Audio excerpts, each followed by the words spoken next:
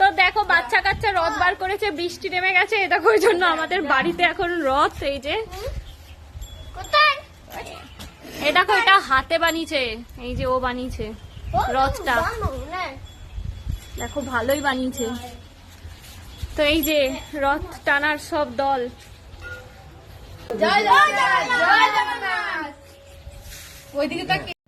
তো দেখো কাকিমা হচ্ছে রথের দড়ি টানছিল এখানেই, তো ওই নিয়েই সবাই একটু আড্ডাই আর কি করছিল যে তুমি রথের দড়ি এখানেই টেনে দেবে, এই নিয়ে একটু হাসাহাসি হচ্ছিল আর কি।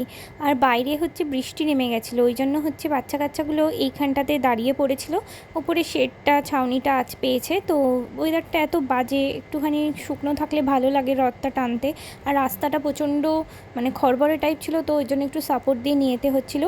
আর ওদেরকে দেখে না সেই ছোট্টবেলার কথা মনে পড়ে যাচ্ছিল, সবাই মিলে পাড়ায় আমরাও যখন ছোটো ছিলাম এইভাবে একসাথে হতাম, হয়ে কত দিন আগে থেকে রথ বার করব, কত কি প্ল্যানিং।